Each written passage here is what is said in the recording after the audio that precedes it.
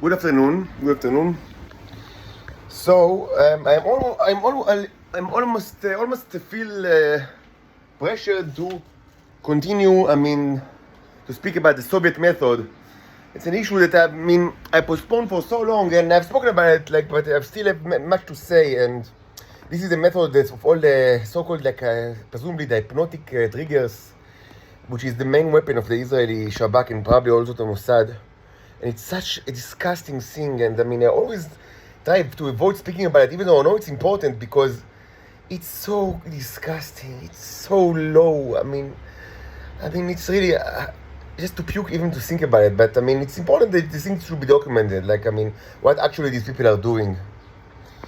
So why do I feel pressure to speak about it? Because they certainly, noticeably, now they increased their efforts, that are manifested mostly in noises and all sorts of psychological tricks and terror, and it's so disgusting. And I guess it was, probably this increase is due to the fact that the usual operators, like the Titan females, are dead or sick or out of business for some reason. And my estimation is that I've spoken about it like a week or 2 weeks ago, but it's becoming more evident that what's going on in the Israeli intelligence is that now the operators are actually like the children, the psychotic children that are, usually they all only, traditionally they are used as puppets, in the also like in these apartments, and the taxidermies, the usual taxidermies that have no brain and just utter whatever the Titan operators are telling them. That's for decades this is the usual. That's what they do. The children. The Homo sapiens males that are, all of them are in mental age of 12 or so. They psychotic children that just usually just like to drive and all sorts of cars, custom cars, and shout out in the streets, and almost all of them are homosexuals and pedophiles, as you know. So what happened is that these psychotic children, like the puppets or taxidermies, now they probably also do the operation because of the deaths or elimination of the Titan females. So they are much more energetic because that's what defines them. That they're children, very energetic, teenagers. That like to run around and shout and and to display their independence. Certainly now that their metaphorical mothers are out of the question, out of the show. So now they need to prove that they can run the show by themselves. They are old enough to do both the taxidermy shows and also the puppeteering, presumably. And of course, what can they do besides the most it was never high class. Even in the time of the Titan females, it was so low. Unbelievably low. Both the operations and the propaganda. The both are traditionally done by the Titan females, because the males are. They have usually they have no brains. There are some exceptions, but I spoke about it in length. I elaborated on the subject. Most of the male Homo sapiens, the Israeli intelligence, they, as I said, they are children. They have no brain. They are psychotic children. So yes, it was done by both propaganda and operation was done by the Titan females that are somehow more intelligent, but they were also, incredibly low, Portal and Mortal and Metal. You already understand what are the types. Yeah, it was very, absolutely disgusting before, but now it's it breaks all record of disgust and because they just press all the buttons in the keyboard, and shout, and so I really hope that this will end soon. With international intervention that will cut the monkey show, because if they will not, there will be no problem. The fans are already there, and frying the airs, and they will continue to fry the airs. Until I will get my quiet. I'm under arrest, and would you not see it positively that you put me under arrest and also torture me with all sorts of like noise and sound and shows.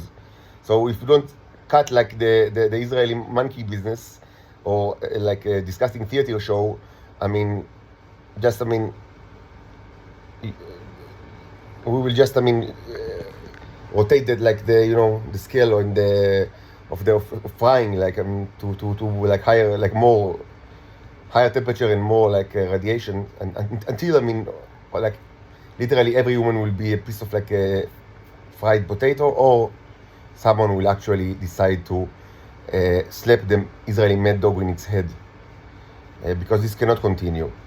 So I will not be tempted to speak about this like monkey show that is I mean partly is like I mean what I call the Soviet method. Maybe I'll do it later. As I said, it's much more interesting to speak about other subjects, so that's why I postponed it for so long, and I will postpone it again. So instead we will speak about life. It will be a continuation of the video from earlier today where I discussed life, and I've done like an overview of like some aspect of my research during the last 6 months, not everything. And after this video I will also take like samples from the containers that like that I have, and I will show you the samples. We will see maybe I'll take something like 6, so we have all sorts of samples and we'll watch it together. And if they didn't die like for some unexpected reason, and I think they shouldn't, because I mean I hope they don't, because I mean I think that I know like how to maintain them like in like in a way that they will actually survive, like that the robots will survive and get multiply and get larger and create all sorts of life forms. So I mean we should see tremendous amount of life forms and robots much bigger than the ones that you see like in the samples that are taken from the paintings, and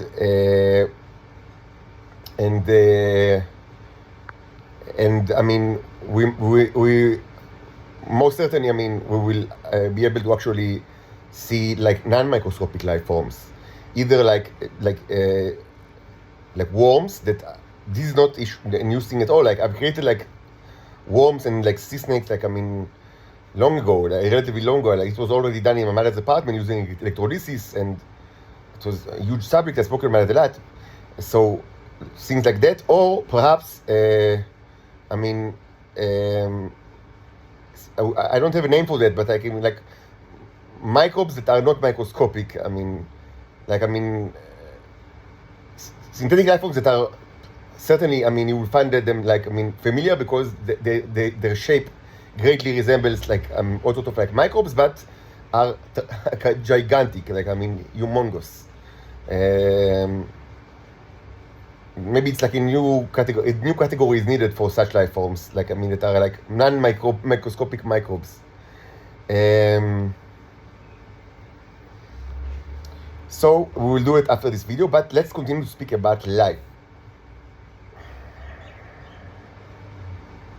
So I speak like, if I don't, as usual, I don't really think like too much before I start like videos. I speak like mostly like 99% of the time I speak just like, out of my head, and I do not prepare these talks. So,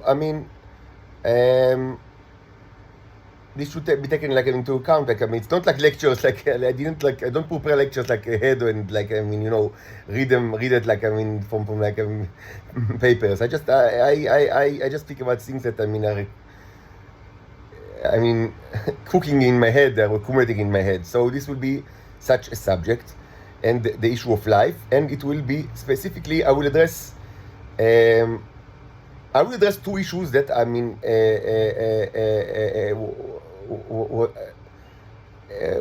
were reason like in two videos of the Angry Astronaut channel very recently. As I said, mostly I do not respond like to videos because I'm bombarded with so many like messages, and I can't like respond to everything, so I usually don't. But these actually were important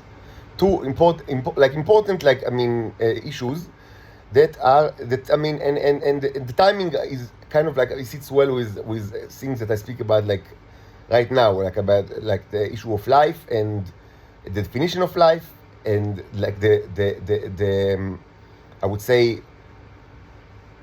the distribution or frequency of life, and also the issue of communication, and like how can you, I mean, how can you even know if, like, I mean, you are, if what was, if like, I mean, you are getting like a message like from another life form. So maybe I will not cover all of these like in one video. So maybe we'll do a follow-up.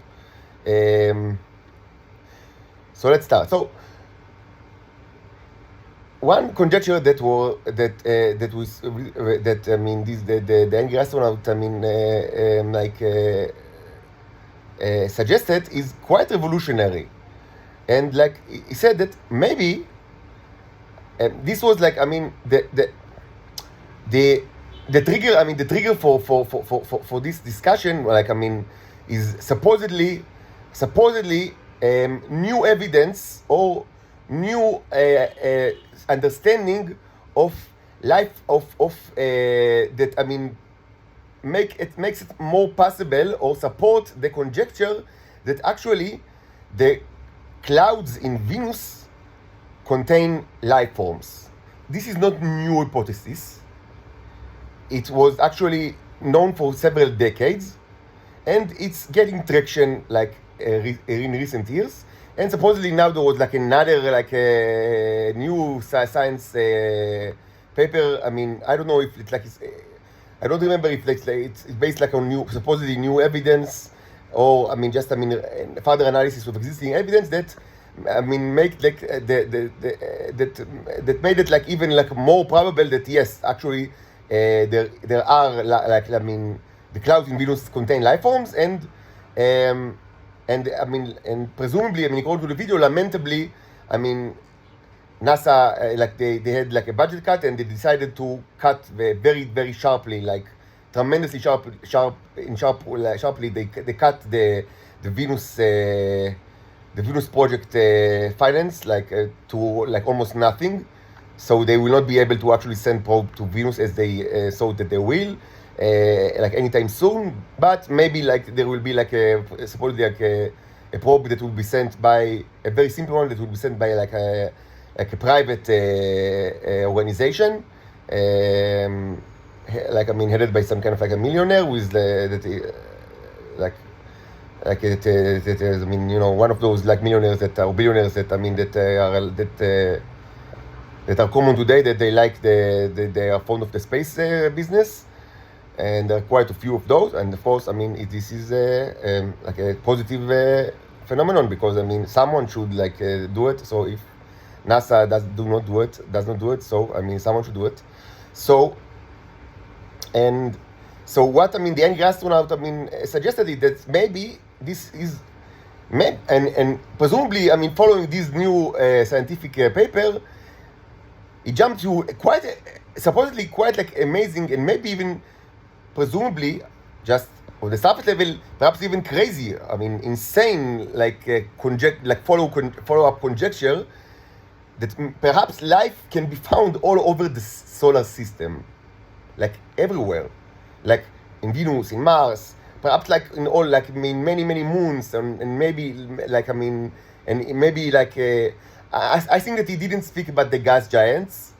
He didn't went that far to speak about the gas giant, but I mean, presumably, I mean, the new conjecture is that maybe, I mean, you can find life on all rocky, like all rocky like planets, and like many moons in the stars in our solar system. And this is quite like, I mean, what's, I mean, so like, I mean, presumably crazy about it is that, I mean, the consensus that is almost like a dogma that is taught, like, I mean, everyone, I mean, I was taught, like, I mean, until a very like relatively very lately, I mean, like, until like, I mean, I was like in my mid 30s or so, like, I mean, like, not many years ago, I mean, and since I was like a very young child, I mean, I was taught, like, I mean, like that it's like the fact that, I mean, the solar system does not contain life, and besides on Earth, and it cannot even contain life, and and it even the sort of life in the solar system is kind of like insane and completely unscientific. But maybe there is life in other like solar systems, maybe. But not in ours. Like that it's almost impossible that there is life in our solar system. That's I would say this is I would say that this was the consensus for many decades. And everyone with like some kind of like a scientific background, even like the most basic one, is taught like along those lines since is like a child. Now, it should be said that I would say now that everything that I say now is, of course, I now speak about the common knowledge. In a minute we will add the layer of like the secret knowledge, because my viewers, my subscribers, they are almost all, I guess, or all part of intelligence communities, and of course that they know that this is all bullshit. But it's important to speak about like even the bullshit is important in our case. That's why I speak about it. I present the argument elaborately, because this is such an important issue that even like the common knowledge, which everybody in Earth like is that is no like it's open to everyone to know, like is like the that everyone can like gather the knowledge, even in which is many of it is like manufactured bullshit, because so much is like hidden by the intelligence organization of this world. But even this layer is important for our argument. So we will actually add the other layer, but just let's do it in two parts. Like the public information, and like the secret the secret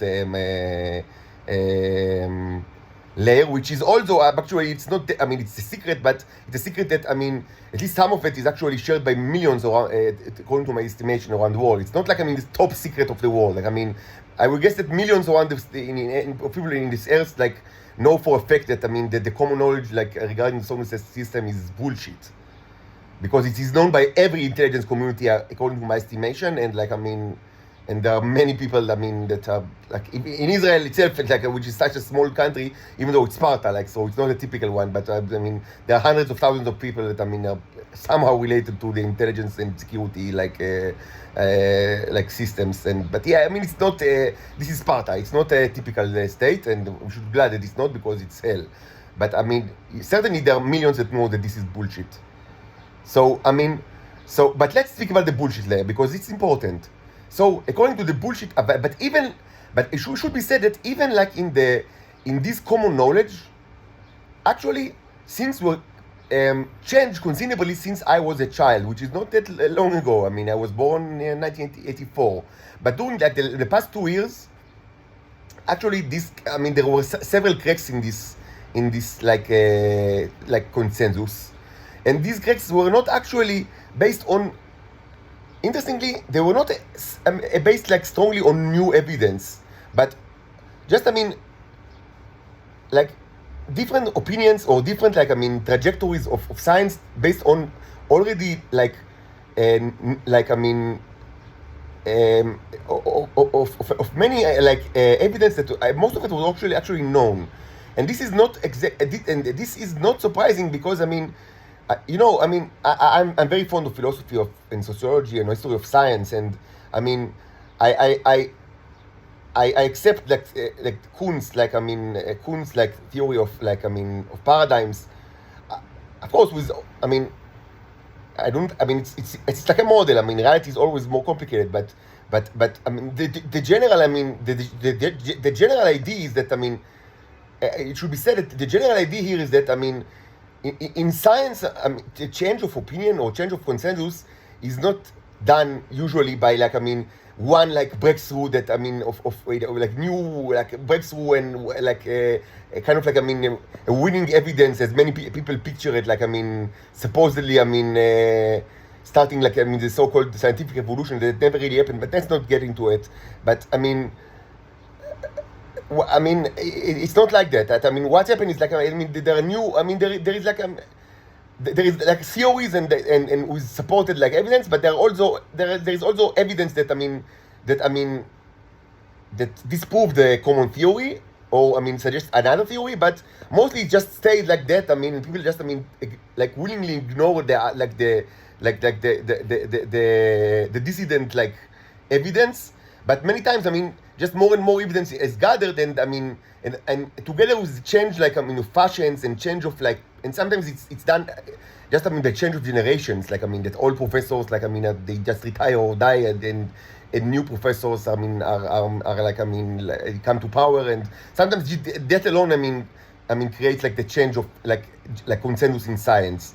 But also there is a change of paradigm. So like I mean, so at some point, the scale, like I mean, it turns, and then I mean the new like all the evidence that already existed just came like to prominence and support a new accepted theory regarding like how I mean how like how should we interpret it like I mean the natural world. Now this is so this happens a lot. It's not like I mean it's not and I don't remember what physicist, like I mean, but there was a famous physicist. I don't remember, like maybe one of those, like I mean, that belonged like to the generation of Oppenheimer, you know, that I think, but like there is now like a biopic on Oppenheimer. So, but so one of the physicists that said something like I mean pretty remarkable. He said that that when you like propose like I mean a new theory in the natural sciences, like which is groundbreaking, it's not accepted like by everyone. It's not that I mean that everyone accepts it, like I mean, because you present very compelling argument. But what happens is that I mean you just need to wait until like all the professors like die, and like the new ones, like I mean, they just accept your theory. And I mean, this came out of the mouth of like one of the brilliant physicists of the 20th century. So, I mean, just to say that I mean that's the many times that's the way that it is. I mean, that's I mean it's not like new evidence or new research. It's just I mean change of times, change of the like you know generation comes and generation goes, and like I mean the old people die, and like the new ones are more open to new opinions, and they just I mean they gather like the existing evidence, and they I mean they start like I mean to support like a new theory. So what happened in the last 20 years is that many people started to speak very loudly about like the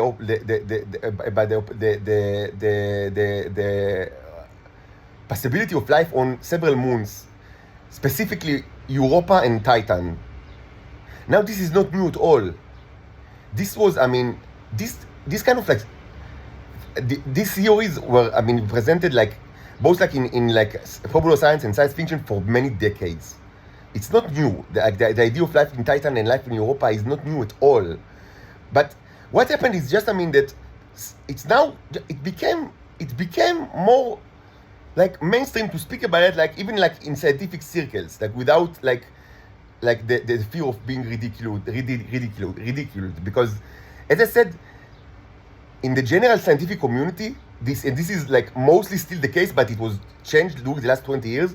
But since like I mean since the 1960s and like up like until in maybe 20 years ago or 15 years ago, I mean if you spoke about life in the science in the solar system, I mean you were ridiculed. Like I mean you couldn't like publish any like I mean like a paper like I mean in any even half serious like a publication, scientific publication, if you like I mean suggested like the possibility of life in the solar system outside of Earth.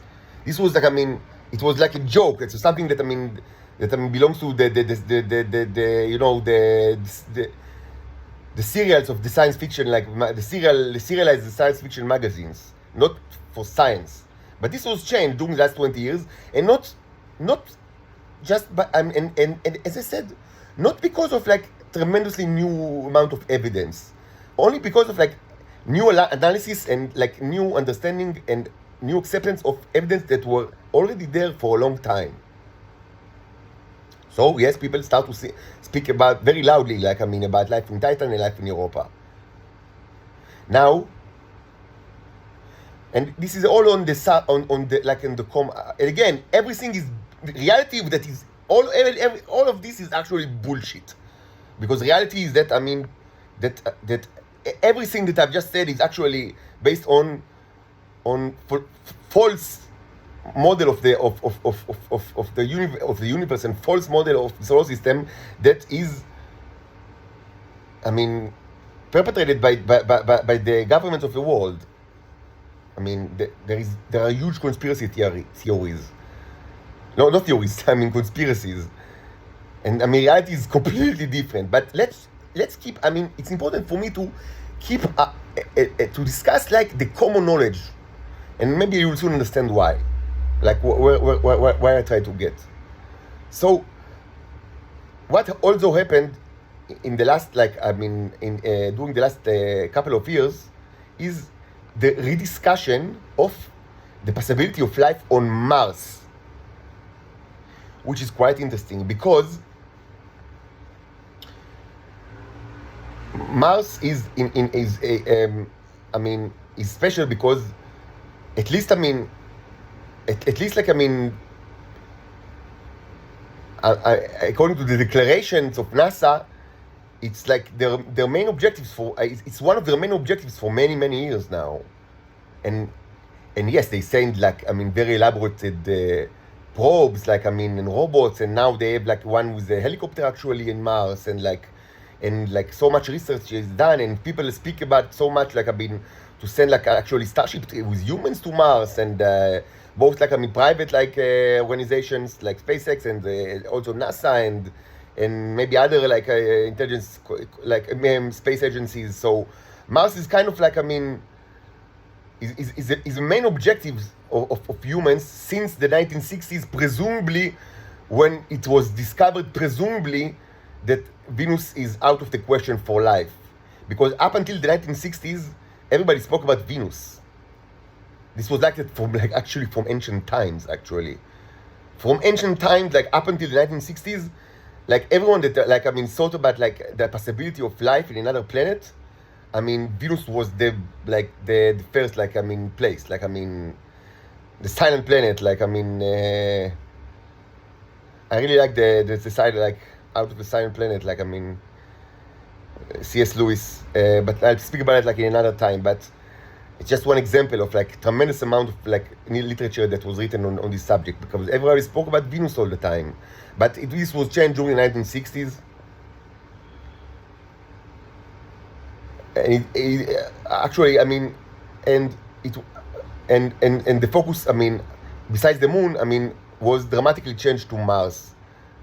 And the history of what actually happened during the early 1960s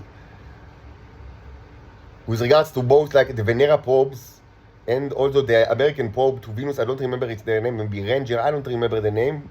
But actually, when I read about this history, like maybe 4 years ago, or 4 years ago, I was like, I said to myself, well, this smells like it smells like a KGB. Like, I mean, like it like, I mean, it has, like, I mean, the very distinctive smell of the KGB, and like, but maybe I speak about, but let's not speak about it right now. This belongs to the secret layer. But yes, I mean, so according to the common knowledge, people started, I mean, back, like, presumably since that these, like, I mean, probes that presumably verified that, I mean, the ridiculous,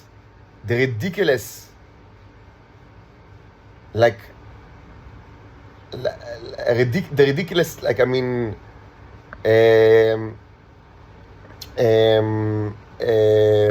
sampling that, I mean, that of, like, I mean, 90 atmospheres in the surface of Venus, which, I mean, doesn't make any sense at all.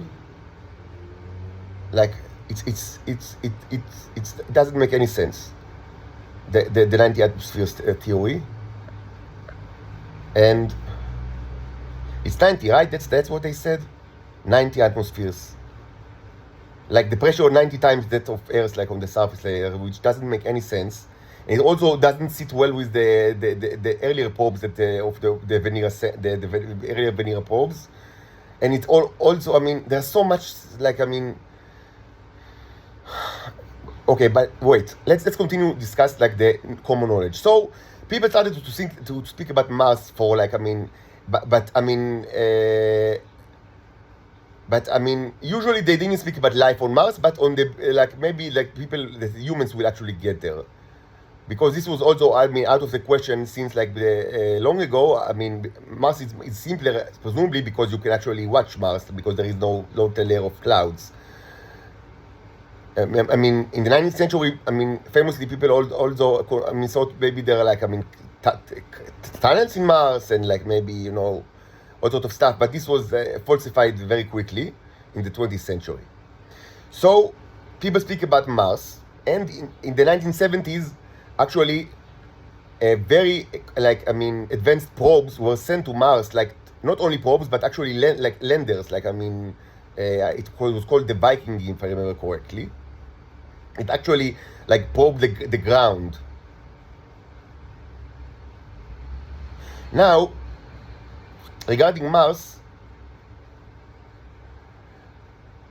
something happened during the last couple of years that it's kind of like, again, it's kind of like, it became again like legitimate, even though, I mean, not mainstream, but not crazy to speak about life on Mars. Not like in the future, but like, I would say indigenous life on Mars.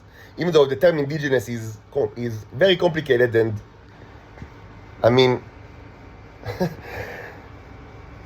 I should say that, I mean, this picnic cooler and this container right here are, I mean, a definite proof that the term indigenous life form should be evaluated, because, I mean, I think that I've proven very well that in this room, like, beyond any question, that I mean, you don't really, when you say indigenous life form, you don't really understand. I mean, you probably do not mean what you think you mean. Like, I mean, that this is the definition of indigenous life form should be strongly reevaluated, because once you, I mean, you've seen, like, under the microscope, and not only under the microscope, but certainly under the microscope, what I mean, I've showed you already, and I will show you later today, like, again and again. I mean, you have to admit that, I mean, it's not, what does it even mean, indigenous life form? But maybe we'll get back to it later. But yes, people started to speak about indigenous life form, like, not like, or to say existing life forms on Mars that exist right now, not only in the past and not only in the future, presumably by, I mean, human intervention, but that actually life exists right now on Mars. Now, they speak about it not because there was some kind of, like, new information, because since Viking, all the probes that, I mean, they were said, like, all the landers, all the robots that NASA sent, were not that interested, like, in trying to prove that, like, or disprove that actually the soil in Mars contained life. Now, actually, this is something that was discussed in the Angry Astronaut channel a while ago, and he also actually interviewed the main scientist of the Viking, like, missions back in the 70s. He's still alive, and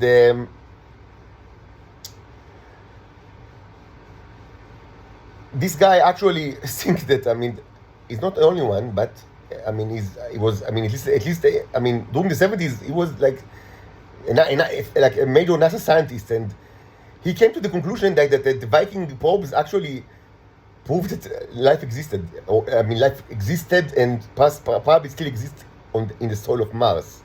This is not like, I mean, it's not like, I mean, like a fringe scientist, like crazy, like fringe scientist, like, I mean, from, like, I don't know, like peripheral university in I don't know where. That guy was the main scientist of the Viking missions. Main scientist, a major scientist of NASA. And he's still alive. And that's what he said. I mean, and so it's nothing new. Like, I mean, the idea that the Viking probes actually, the robots actually proved that there is life on Mars, like, was there since the 1970s and was supported by major NASA scientists. This is not conspiracy, and this is not a secret. This is, I mean, this is like, this information is open to the public. No conspiracy here, no, like, divination or special information is needed. It just, this is all, it's all public knowledge. And just NASA do not want, like, to pry too much into it, because they they don't see the value in like I mean in jumping to conclusion that well perhaps that can like shatter like the world views of people, or like I mean will change like perception of reality of people if they don't actually, if it's not part of like a major like international and certainly American but also international I would say project, preferably one that will also include sending humans to Mars. I mean, this is the I would say this is like a very like prominent like view in NASA. That I mean, it's better just not to prove or disprove it, but wait until there are like people in Mars, humans, and this of course will be very difficult. That's why it's always postponed. But we are always like presumably one like a decade from there. Like I mean, since the 70s, we are always at any point since the 1970s we are like 1 decade from like sending humans to Mars. Also now, presumably 1 decade from it.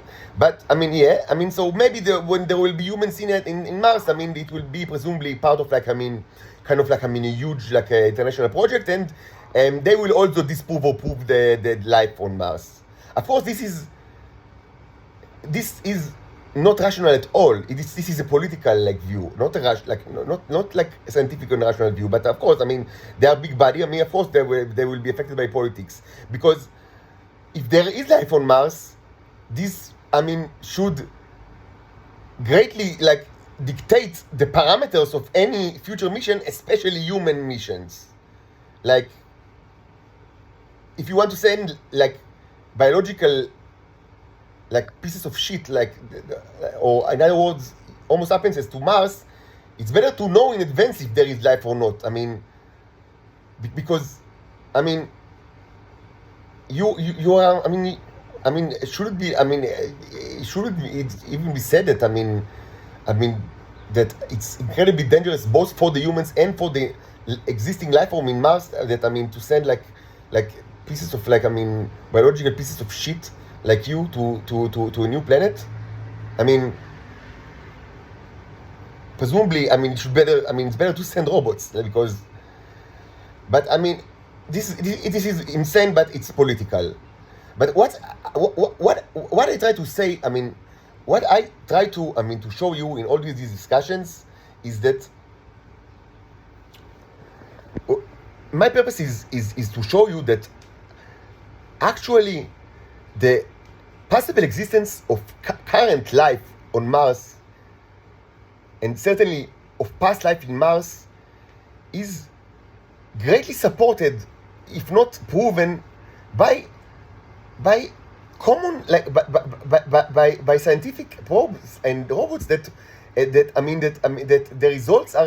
results are open to the public since the 1970s, and this is also true to Venus.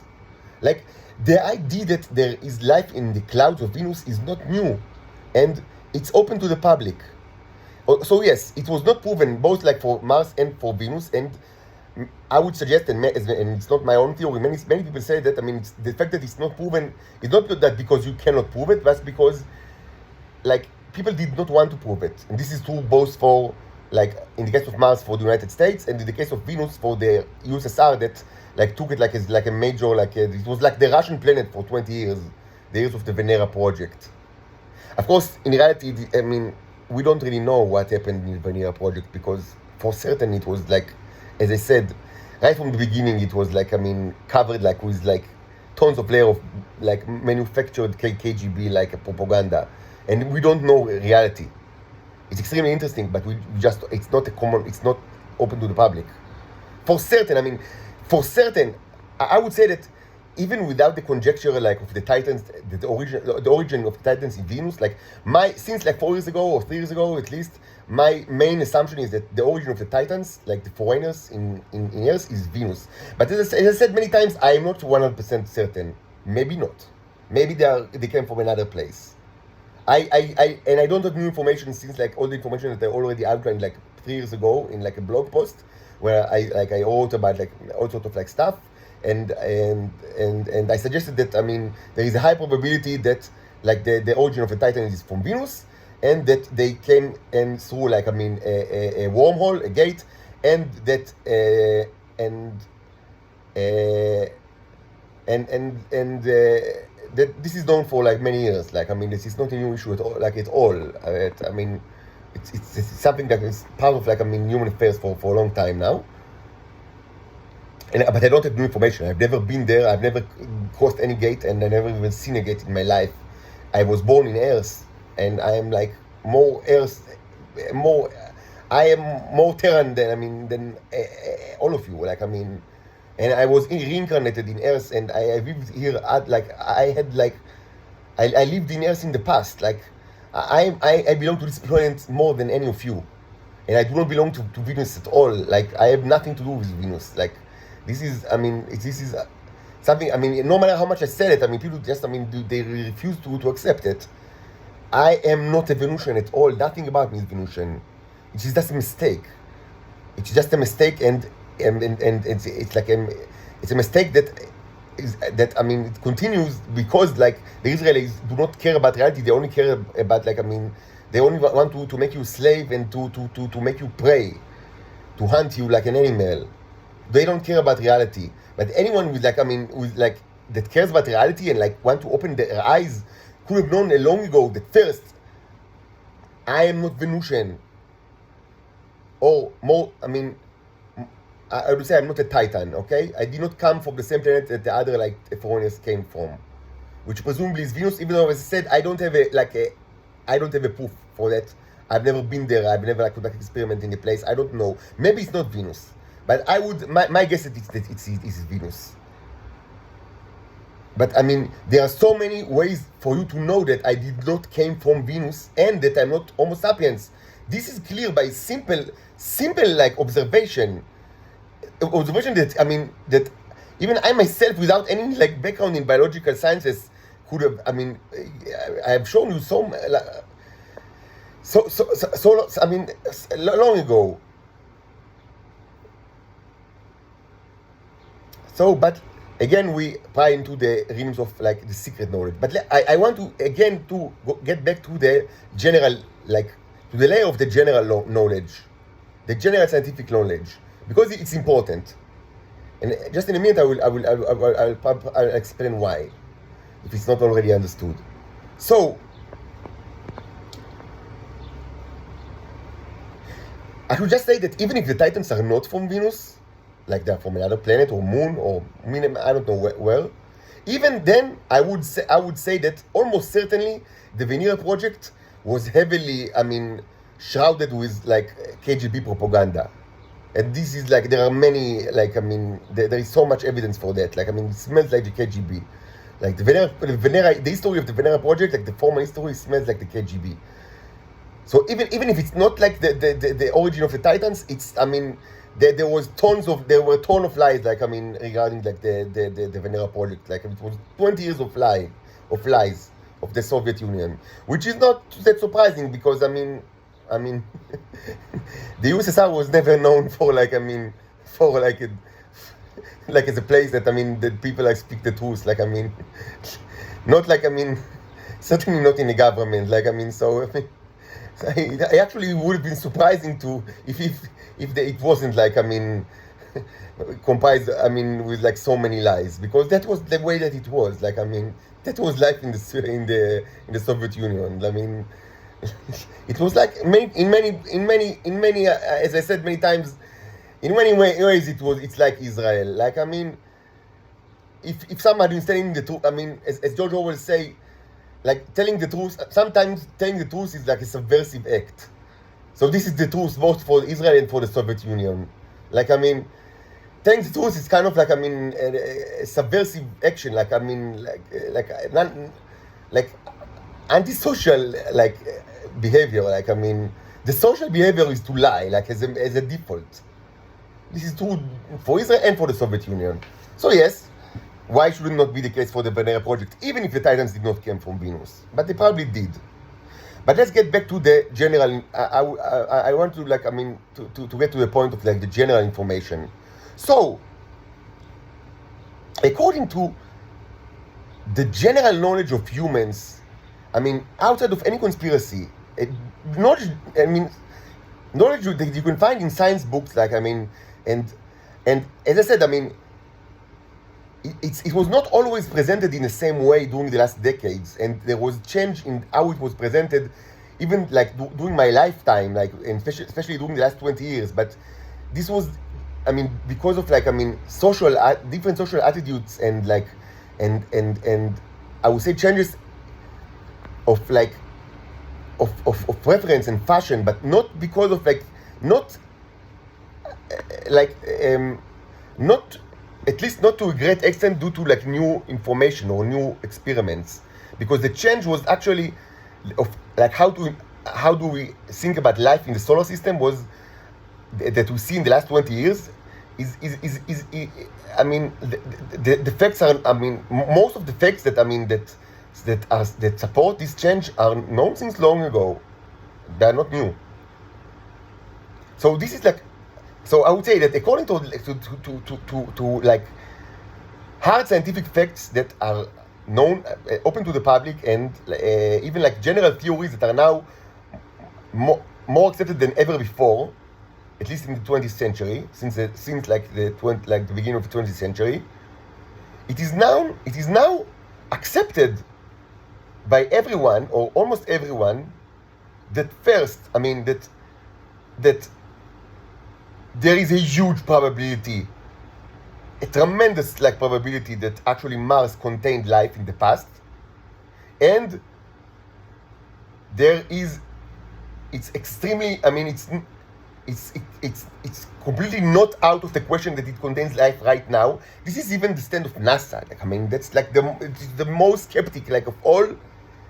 Even they do not rule that out. They just want like to wait, like, presumably to the right. Like, I mean, they're like judges that they don't want, like, I mean, to look at the evidence. I mean, if it's not like the proper presented, like in the proper time. Like, I mean, you know that the main judicial systems, it's including like the Islamic law and also the rabbinical Orthodox law.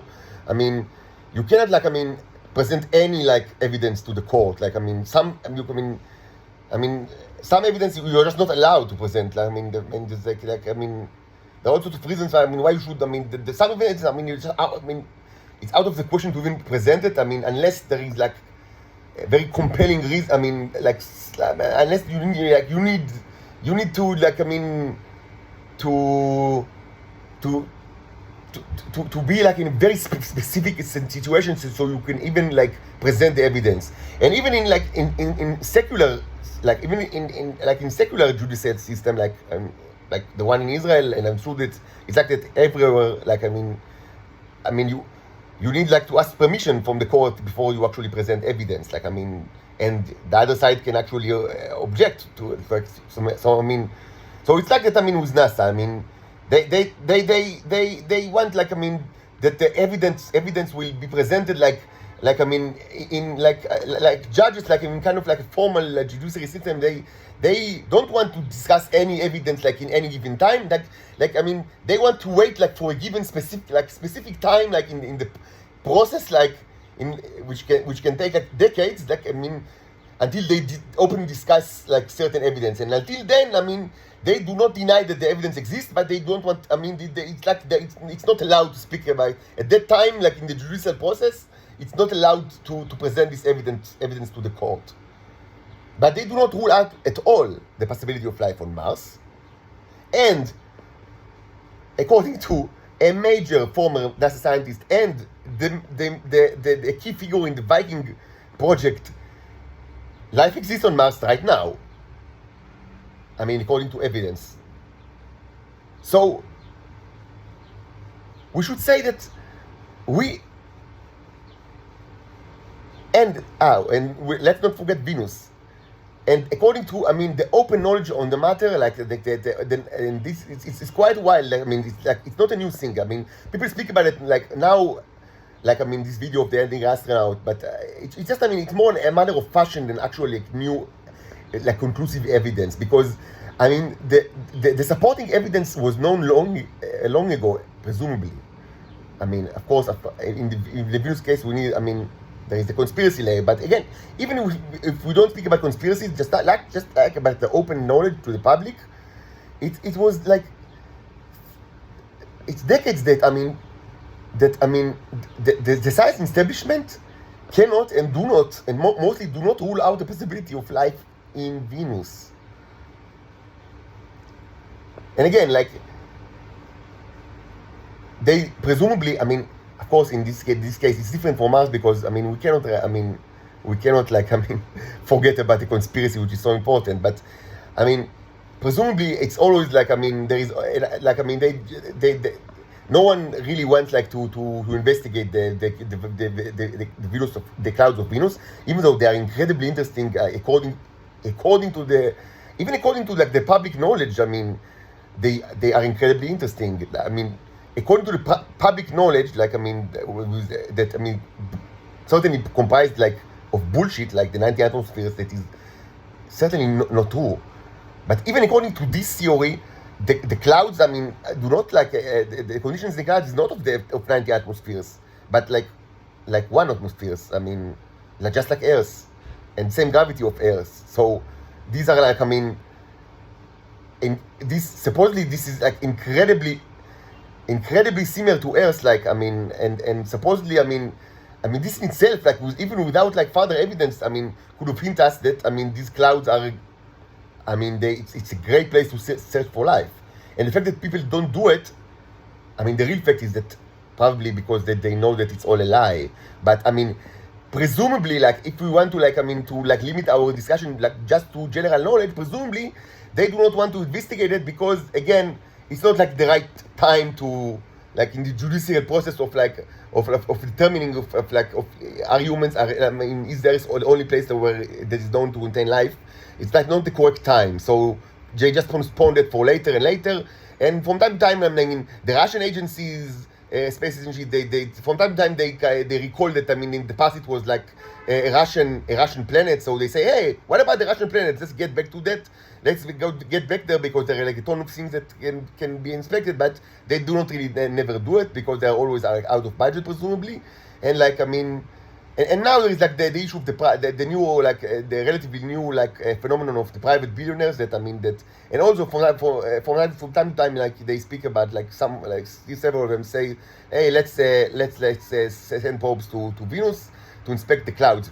But, I mean, they don't do it, and I do not expect them to do it because probably, I mean, all of them are, I mean, they know the truth, and that, I mean, they can't really do anything, like, without, like, the governments, like, I mean, specifically the US government, like, I mean, allowing them to do it. So, and they don't want to fight with the government because even though it's private, like, they're like private companies, I mean, their main client is the government. So it's not, I mean, they're not really, humanity is far off, like, I mean, from a situation where, like, there is a truly private space industry that is not heavily, I mean, dependent, like, on governments. Not only, like, I mean, not only, like, for launching, like, I mean, for transportation of humans to low Earth orbit, which is kind of like what SpaceX is doing, like, but also for satellites and almost, like, the clients are almost like only, I mean, like, government. Not only, I mean, there are also. There is some demand in the private sector, like, for satellite imagery. So this is like a truly, I would say, private space industry because both the suppliers and the clients are private, like, organizations, like, and so yes, but this is not new actually. It's around for decades. Like, I mean, there are European suppliers and, like, okay, I mean, yeah, but these are, I mean. It's only a very small, like, volume of, like, the space industry. Like, I mean, both the suppliers and the clients are private, like, organizations. Mostly, I mean, if the governments are not, like, the suppliers, they're certainly the clients. So, those, like, private billionaires, I mean, they are not really, I mean, they do not really control, like, I mean, they cannot control, like, I mean, everything, like, that they do because they depend so much on the governments. So they will not send this, nothing to Venus. This can be, even though it's very simple, because Venus is actually much closer than Mars, and inspection of the clouds should be relatively simple, like much simpler than the robots that are sent to Mars. Like the Venus clouds, I mean, inspection of the Venus clouds is presumably much simpler than like the very sophisticated robots, and now even helicopter, not only rovers, but even an helicopter that is right now like active on Mars. It's much simpler to actually send like something to the cloud, and presumably, of course, this is all a lie. This is all a lie because I mean, it's true that Venus is covered by clouds. This was known since like in the Age of Enlightenment. You don't need no government to know that. You just need like a relatively good telescope, and you can see the clouds in your own eyes. But so of course there are clouds, but it's not true that the 90 atmospheres like the 90 atmospheres on surface is bullshit. So I mean everything else is also bullshit, at least to a great extent. But so, presumably, according to the general knowledge, why shouldn't you just send like a probe to these clouds? These clouds are presumably the most similar place to Earth, like that you can find in the solar system by a long shot. Like they are tremendously similar to Earth. Yes, people speak about like acidic, whatever sulfur. But even according to the theory of the acidic sulfur, it's not that bad actually. Like, so what? So I mean, it's much more like This is presumably much like a much more hospitable place like for humans than Mars and the Moon. And like Moon and also Mars that people speak about so much. Because yes, it's almost the same gravity, which is a major factor. Because humans cannot really live on Mars. This is you can't do it. You cannot do it because of gravity. This is just a pipe dream. You cannot do it. Because of gravity. But you can do it on Venus. And also, not only the same gravity, but the same pressure and also the same temperature. At least, presumably when you, at certain level of the clouds, because it's like the clouds, it's like a huge, it's like tens of kilometers of clouds, of not hundreds. So you need to find the correct like atmosphere layer, but in at least in some like thick layer, it's even the same atmosphere as like in Earth. So, all what you need is actually just, a balloon with like oxygen, and that's it, and you are protected from like you have air, you have and presumably you have and you can live there, and supposedly without no problem, because it's the same gravity, same pressure, same temperature, and just a balloon that protects you from the outside and stores the oxygen. And also it should be said that such a balloon, should not be such very dangerous like to maintain, because even if there's the balloon there is like it's like something like tears it, like there is like a tear in the balloon. It's not that everything will be exploded like like the Hindenburg, that like a balloon with hydrogen that is exploded like in the kind of like kind of like cinematic climax. No, even if it will be like something will actually rip like the balloon apart. Initially, nothing will happen because of the atmosphere. There is no atmosphere. There will not be no atmosphere like a difference. So all what you need is just a way to just fix this. But and even that should not be that. It's not like critical. You will need to fix it, but even you don't need to even to hurry up. Like it's not like if there is like a tear in the balloon, everything will explode, or like sulfuric acid would presumably get inside and like melt everyone. Like you see, like in the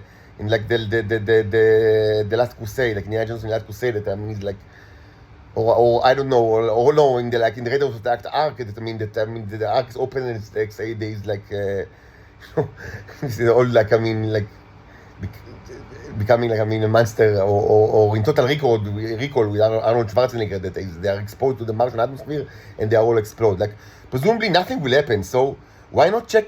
This place, because of course this is all bullshit, and they know that it's bullshit, and they are not allowed to actually send nothing to there because it's all bullshit. But what? So but why was for me it's so important to do this summary of the general knowledge, even taking into account like that much of it is bullshit, but let's just speak about the general knowledge without the conspiracies. So according to the general knowledge, it's not only that Earth, like we have life in Earth, but in the two adjacent stars, like the closest one, like average, which is Venus, and the second closest one, which is Mars. Actually, it's not true. Like many times people say that, I mean, that on average, actually, the closest planet to Earth is not Mars but Venus.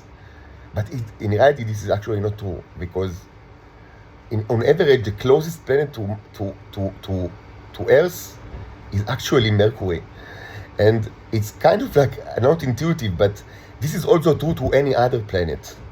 Like to any other planet in the solar system, on average, the closest planet to it is actually Mercury.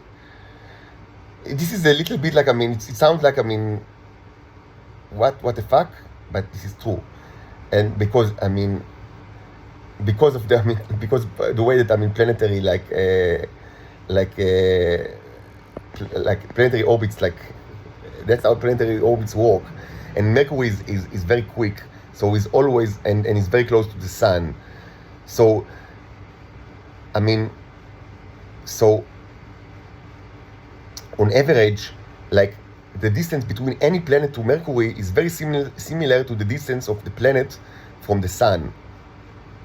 It's very, because Mercury is so, I mean, the orbit, it orbits like relatively quickly, but and very close to the sun. So to whatever planet, I mean, in the solar system, I mean, like I mean, at any given time, like the distance between it and Mercury is almost the same as the distance between it and the sun, which also changes because like orbits are, I mean, planetary orbits are not circles, but like they're kind of like oval.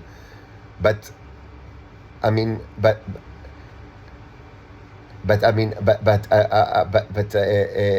average, I mean, distance between like planets that are more farther away from the sun, they vary tremendously. Because I mean, at some point, like during the, I mean, like half the time, approximately, they will be in opposing directions from this, like opposing sides of the suns. So I mean, this will significantly affect the average distance. That's why, even though it's not intuitive, on average, the closest planet to Earth is actually Mercury, and Mercury is also the closest planet on average to any other planet. But I mean, like, if you search for, like, I mean, the best time, which is also not the only important parameter, because you also need to think about like when you are actually getting back, like you know, I mean, that's the problem. One of the problems with Mars, because I mean, in the most favorable conditions, and using the current rocket technology of humans, that is like completely, like, I mean, not like viable to nothing at all, almost, like, besides the moon. Because you actually, I mean, your rocket, like, I mean, your rocket fuels are ridiculous, and like, I mean, you have to like greatly improve like the, I mean, the rocket fuel technology in order to really speak about, like, I mean, going to Mars.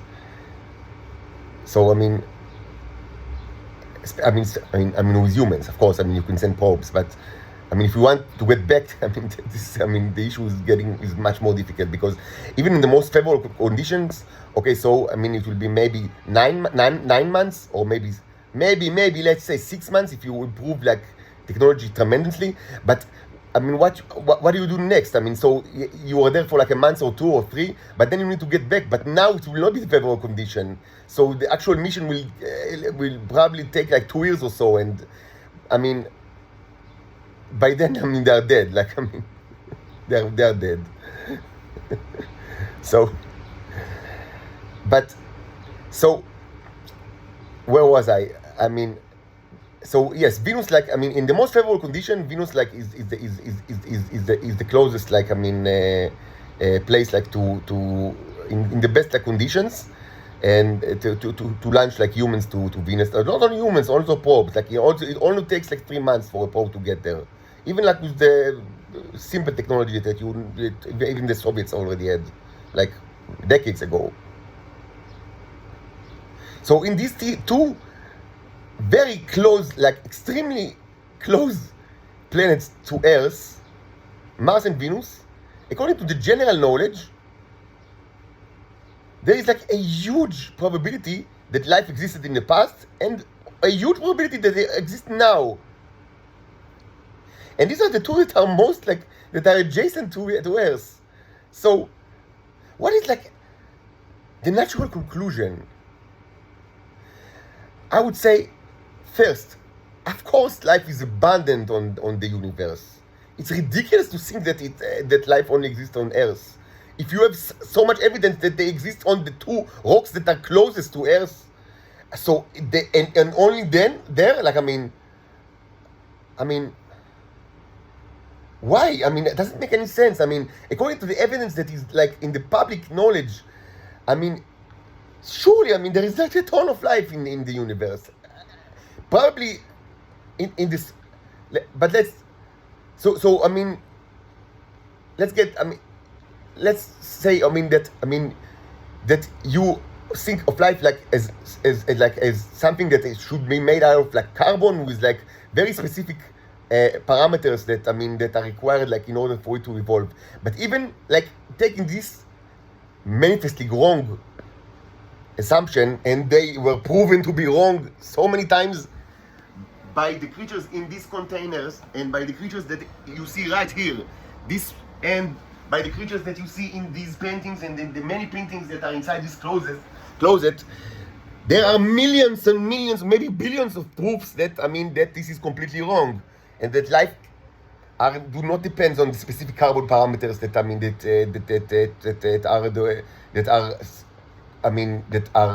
the parameters of life on Earth. I mean, there is like a billion proofs like inside in this room. So many proofs like in this room alone, like in this closet and in this dresser and in this picnic cooler. Billions of proof that life can be made like from drastically different like material. But even if you, let's say, okay, but your existence is like a secret, and we don't want to acknowledge it, and like we want to bury our like heads like in the ground. But even according to what you know, but just limiting yourself to discussion of like carbon-based life as you know it in Earth, you have so much evidence that for certain there is like so much life like in the universe. So if there is so much life, the next question is, of course, the so-called Fermi paradox. So where are they? And of course, I've answered the Fermi paradox long ago. There is a very simple solution to the Fermi paradox. The answer to the Fermi paradox is, the Fermi paradox is like, it's something like that. If like according to probability there is so much life like in this universe, where are all of them? And there is like kind of like a version that is more common in the last decades, like that presumably say that if there is so much life, we should have like seen we should have seen their footprints in the star maps. Like presumably, presumably civilization, when they become advanced, they become very hungry and they just eat. They just eat like parts of like the universe because they're so hungry, because they cannot satisfy their hunger, so they have to eat like the universe. And presumably this should have like this should have been detected by humans like on the stars maps, because you should have seen like bites on the star map. Like why do you do? You look on the galaxies like all over the place, and you don't see bites on the galaxies. Bites because presumably advanced civilization, that's what they do. They keep like behave like humans, or Paleolithic primitive hunter gatherers without like any thought at all. So maybe I mean they keep this kind of like, and that they only want to eat you, like the Israelis. That I mean they just see you and they that literally just want to take a bite out of you, and they are very like I mean they hate you for not like letting them like take a bite out of you because presumably that's their right. Literally so. I mean that's what I do for like many years now. That I try to avoid like the Israelis like literally eating me like just like that. So I mean futurists like all over the place think that I mean presumably I mean that's how like intelligence like creatures behave, and they keep behaving presumably like that even when they have interstellar like technologies. So why don't they take bites from like the stars around them? I mean, of course, this is. I mean, you could. I mean, this of course is like. I mean, wrapped with like kind of like I mean energetic dressing. Presumably they are so they need energy, and like the best way to presumably get energy is by I mean like in enclosing like the stars with like Dyson spheres, which is completely so ridiculous, and I don't understand why so many people accept it. Like I mean, it's like a dogma. But presumably they need the energy, and presumably the only way to get energy is to enclose the stars with the Dyson spheres. And I mean, if it's so, I mean, so why don't you see like I mean black areas in the star maps where I mean all the Dyson spheres are blocked, like the suns, or I mean maybe there are no more suns, like because I mean all the energy was absorbed presumably by the Dyson spheres. So I mean this supposedly intelligent like I mean a version of this argument, but in reality it's just what I said. Like I mean in reality the energetic argument doesn't like is ridiculous, but maybe I speak about it some other time. But in reality it's just like that. Just I mean you imagine that like intelligent creatures I mean are just like you, that they're like primitive predators. They just like to take a bite out of everything. So why didn't they take a bite out of the stars? And if they did, why don't we see like I mean the bite marks like all over the place? We don't see them. So I mean it's a paradox. Presumably it's a paradox. So there is a very simple answer to I mean both like versions, like the original Fermi version and like the new like dressing with the like I mean the star maps and the Dyson spheres. And so the answer to the original paradox, you don't see of like how come there is so much life but you don't see you don't see any of them, is very simple. And the answer is that you are disgusting. That's it. That's the answer. The answer is that you are disgusting. If you weren't disgusting, you would have, I mean they would have like come to speak with you, but you are disgusting. So they only send like representatives, and mostly these representatives like I mean they suffer a lot. I mean they are men of constant sorrow, and this is myself I mean included. I mean whoever is chosen to be like a representative to Earth, I mean almost like certainly will live a life of sorrow because you are disgusting. That's it.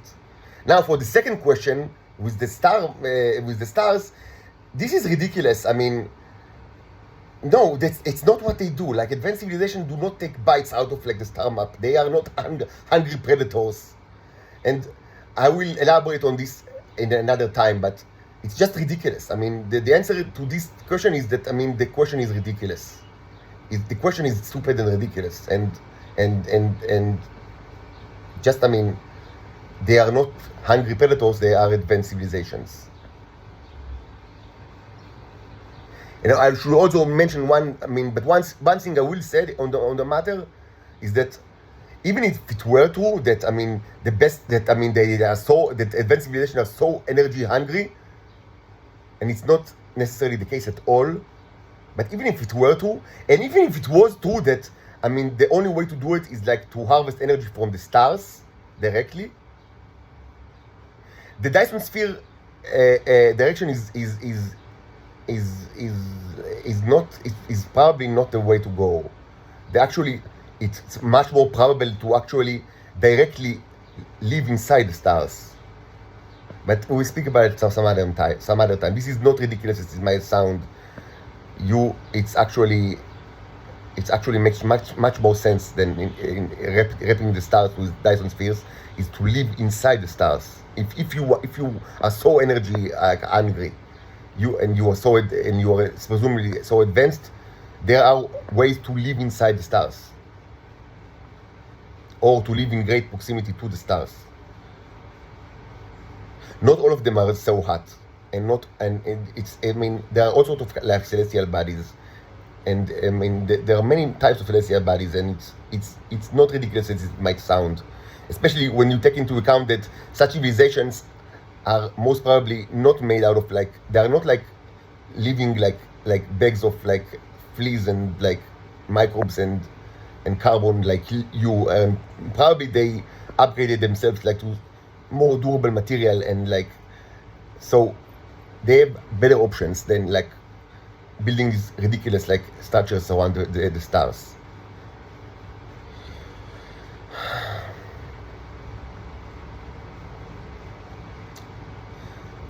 So I mean, this is a very long video, so I'll stop here, but we still have two very important things to speak about.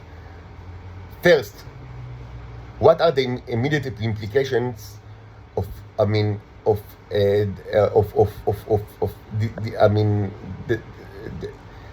abundance of life on the history of humans, and what are the theological implications? Because we cannot like ignore God. I mean, yes, I mean, I know many people just don't they are allergic to like, in our time many people are allergic to speak about God. They don't want to speak, like they are, I mean, they either hate the fact, or I mean they just, I mean, they have like kind of like conditioning against speaking about it. But I mean, that shouldn't be the case. I mean, the universe was designed by an intelligent designer, and this intelligent designer is called God. And I mean, a while ago, actually, a very good book was published, like, I mean, that deals with with these issues, especially in the first like chapters. And I recommend this book, I mean, to everyone that, I mean, wants to know more. This is called Genesis, and it's actually translated to many languages, so you can most probably you can find it in your bookstores in your own language. But I need to elaborate on that on another video. Like, I mean, what we can, I mean, when we take this into account, I mean, what can we like learn about like our place in the universe, and also about God. And the second issue, which is very important, is the issue of communication between like civilization, and how can we even know that, I mean, that we communicate with another civilization.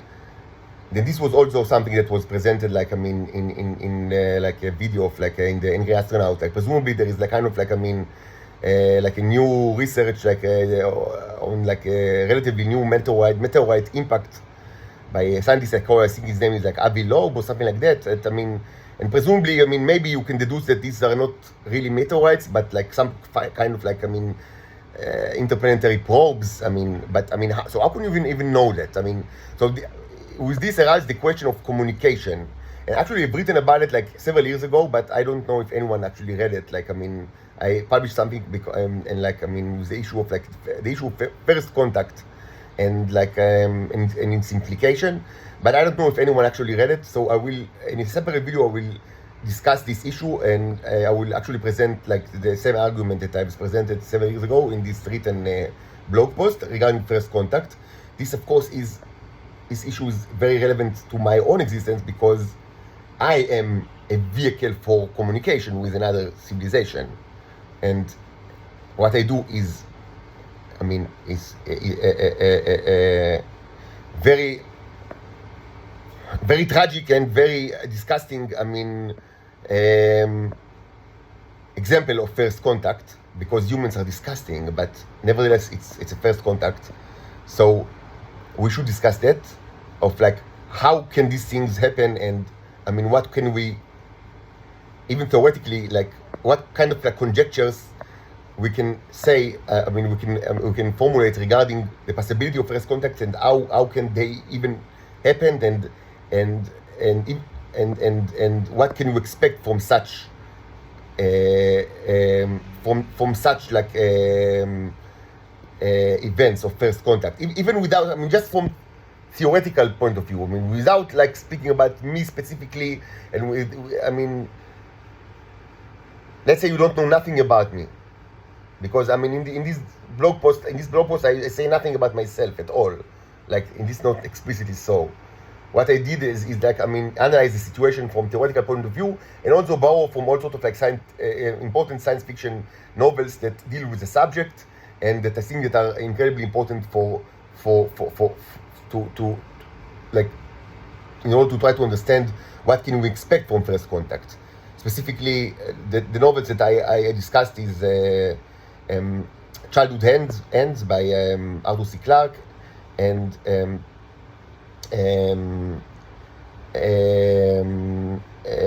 His Master's Voice by Stanislav Lem, and my favorite, which is The Left Hand of Darkness by Ursula Le Guin.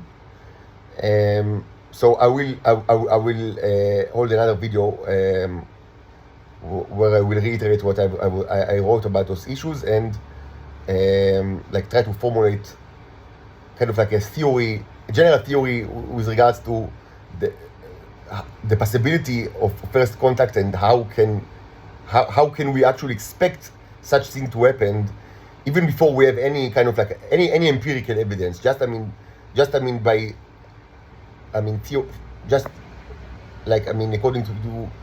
to theory alone, without like, I mean, actual first contact that happens like in front of you, which it is. I mean, but it's important to actually, before we discuss the evidence, it's important to try to think what kind of theories we can present just from known like sources.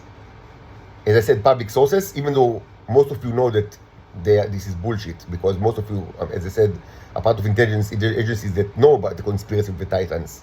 But just according to the general knowledge, what can you actually formulate with regards to the possibility of first contact, and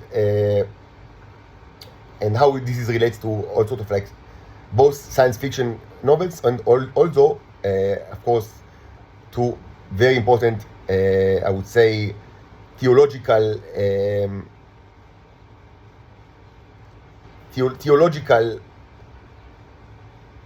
interpretations of past events. So, but I'll do it in separate videos.